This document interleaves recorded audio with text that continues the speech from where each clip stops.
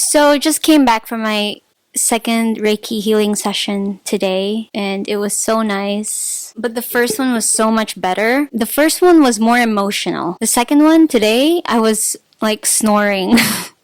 I was feeling so sleepy, but I was also kind of judging myself for falling asleep because I don't know why I thought I used logic and I was like, oh no, don't sleep because then the Reiki's not going to work on you.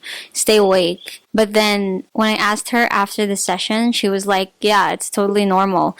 Never resist. It's not spiritual. Whenever you resist, that's not being spiritual, she said. And then she said it's okay. It was totally fine if I fell asleep. If I knew that, I would have really just slept. Because I struggle with sleep. I really, especially around the full moon. Tomorrow is, I believe Venus retrograde is happening, so that's going to be something. She even said that last full moon, no one slept. All her friends struggle to sleep. I get affected all the time. I have this inside joke with my friends. Like when I was in school, I would always have drama. There was always drama happening in my life. And it would always be around June, July time. Cancer season. The joke I had with my friends, they would joke and say, it's almost June, some drama's coming. That's funny. But now I understand why. It's because of the planetary shifts, right? That totally makes sense now. When that joke was made back in high school. But okay, my Reiki session. The first time I had it was so much more emotional than, like, I even teared up. But this time today, it was chill. Like, I was snoring, but I was judging myself for sleeping. And I kept, like, jerking or, like, trying to stay awake. So that wasn't very relaxing. The first time, I just felt like every single part of my body where she touched, I felt like there was a story for each chakra. She started here first, and then she would, like, I don't know, like she just touched like different areas of my body. The root chakra, that kind of like gave me some stories about home, you know, because that's like the belonging. And then the sacral chakra, people hold a lot of anger there, the sexual energy. And then when it got to the heart chakra, suddenly, out of nowhere, the thought, I forgive you. It just like, that was the thought the moment she put her hand there. And then I teared. No, it was in my sacral where I teared. It was in my sacral when her hands were there. But then after that, I felt like, wow, that was the best feeling of my life. I feel so aligned. After the session, she was like, your spine is not aligned. It's kind of like this. But she said that my body wanted to heal, which was so interesting. She said she enjoyed playing with my energy because it's like every time she adjusted it, it would pop, like, you know, the energy would release, it would surrender. And she said that around here, which makes sense, you know, around my throat chakra, where many people with autoimmune disease do struggle with any thyroid disorder or like just like struggle with expressing. She said I held a lot of tension here and here, like from here to like to here. And like I do clench my jaw a lot. When she was working on that area, it's like the energy release and it would just like go back aligned. And she said, yeah, my hips, a lot of us, especially women, hold a lot of tension in our hips. Do some butterfly poses. I've been doing pranayama, just breathing exercises. Well, my nose is kind of, you can hear it's all stuffed up. But yeah, I've been doing that. Sun salutation. She also told me, look at the mirror. Hi, meow, meow, meow, meow. She also said, look at the mirror. Stand straight, looking at yourself, and just visualize and be like, I am aligned. I am aligned. My body is aligned. And just visualize being like perfectly proportionate, just so that the spine, you know, I don't know how it works. It's just cool. Like, it's easy to do. Why not do it? I do clench a lot. I do like this. I get face tics sometimes. I'm trying to think if I should share my Kundalini symptoms and all today, because I'm actually chilling. Like, this is a chill video, but my plan is to actually do readings. I really want to do readings. I want to get good at reading just for other people, telling stories. You know, I can do that. I can tell stories. But for now, I'm practicing how to speak. This is all part of the throat chakra. It's all part of it. Like, I'm just practicing. Right? It doesn't really matter what I'm putting out there. I'm just practicing to, like, get comfortable. My Reiki healer gave Miwa. Her name is Miwa. She gave me such good advice. Like, such good advice. You know, even if you have to, like, talk to a hole, but you need to, like, just don't judge any of your thoughts. A lot of us are really caring about what other people think because we were kind of, like, wired that way to care about, you know, the way that we behave in this world, like our status, and we're so careful about it. I told her about, like, I started posting YouTube videos because she actually told me, like, start, you know, right, like, start being creative with your thoughts as long as you can express in any way that you can. So I told her, yeah, you know, your advice. I actually started posting YouTube videos. The first one, I was really angry. The second one, I was, like, laughing at myself. And then the third one, I'm like, yeah, okay, like, I'm just sharing whatever I learned.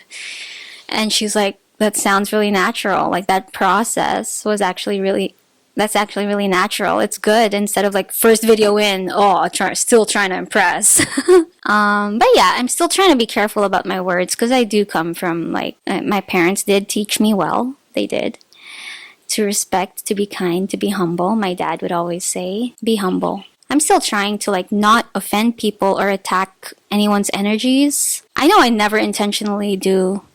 A lot about my life is self-defense. I just really want to be free now, just to be myself, and it's so far it's been liberating and exciting now, you know? It's actually, I'm still kind of I'm not used to this, because this is very passive. This is just very, like, yeah, everything's good. But what I'm used to is fire energy, right? Like, I'm used to passion and drive and, like, I can do it, goal. I'm so used to that. But this, you know, it's been 2 years of me trying to practice, like, what is this? What is this? But Kundalini, another thing that Miwa told me about Kundalini is it's not only Shakti. It's not only because I thought that it was the feminine energy. Like, I'm a female. Like, I thought it was only the feminine energy, Shakti, that was, you know, coiling up me. But she said, because, like, a DNA, right? Double helix. It's actually both. It's both masculine and feminine. Yeah, it's Shakti and Shiva, or whatever, female, it doesn't really matter, the name. What I mean is the feminine and the masculine energy, yin and yang. I'm seeing Kundalini in a whole different light now, and it's like 1 week ago, I was totally preaching what I know about it. But so, Kundalini then would be mastering oneself with both energies, and so that ties to my previous video about balancing the feminine and masculine energy. And so I guess that's how you become your higher self. You get a higher consciousness by balancing both. So that totally makes sense, because, like, it's actually not one snake, it's actually 2 snakes up along the spine, like a double helix, like your DNA. Your DNA is literally changing, upgrading. Damn, it's all connected. It's all connected. But yeah, so Reiki. Oh, I wish I asked her the question, like, how do you feel the energy? Of course, like, for some people, it's like they can really, like, some people do Tai Chi or whatever. I think, like, they would feel. Sometimes I do feel that, you know, like, right now I do feel it. I feel it right now, like, electromagnetic field. It's just like a magnet. It's like it bounces. I'm so into this stuff, okay? I'm really so into spirituality, just esoteric, just mystical stuff, like, whatever. And I remember when I was 24, I think, I was walking home and I was listening to a podcast. I think it was about, like, telekinesis. I don't know. It was just a telekinesis podcast. And I was so intrigued by that podcast, and I was like, I want to put this to the test. I want to do it. Like I had this really like, I want to be able to do it. So then I went home and I created I Googled first how to do telekinesis. And then everyone was like, start by creating a psi wheel. And I created a psi wheel. And I think I have those videos. I'll put them somewhere here. Like I'll put them somewhere here. So I practiced and I practiced. You know, it took so long, but like I really tried to focus and stuff. Eventually it moved. First it was like I had to use my hands. Okay, it moved and it took a long time. And then I tried without the hands because I was like, yeah, people are going to think I'm a fraud. So let's try to do the hands. And so I did the hands. So I tried to do the eyes. Sorry. And so I did the eyes and it happened. Like it worked.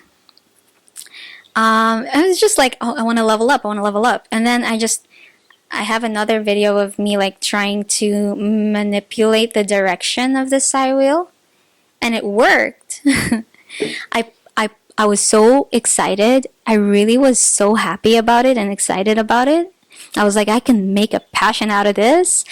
And I uploaded it on my Instagram and Facebook, and everyone shat on it. Not like some friends were like actually like Tony, some friends that are like also probably into this stuff. They were really like, they liked it. They were like, that's pretty cool. But so many people shut me down for it. They were just like, oh, I don't believe you. Oh, what tricks do you have up your sleeve? Oh, you know. And I was just, no, it's real. It's real. I practiced. I swear. After that, I took it down. I just archived it, and I was just like, never again. Never again are we gonna do that. We're not gonna do that. We're not. It's not okay. Like, you can make a fool out of yourself. And then, yeah, that was like, I think like 7 years ago or something. And now here I am, suffering with a hypothyroid, thyroid clogged, you know, not expressing. So... I still love magic. I still love magic. I just really wanted to talk about my Reiki sessions. Those were I had a Reiki session in Bali once, but it was a group one. By the way, like I'm not into group stuff. Like I prefer to do my yoga alone. I prefer to meditate alone or with a partner. Or yoga with a partner, it's fine. But like I just don't like being around classes and stuff. There was one time I went to a full moon ceremony in Bali, and people were snoring. It was just so awkward. So I'm not one of those people who like going to group spiritual. I think spirituality is a very individual thing. I think it's it should be private. But spirituality is really everyday life, really. Spirituality is already happening though. I don't think we come on and off spirituality. I think spirituality is just natural. I think we are naturally spiritual, but we are coping in a world that's not.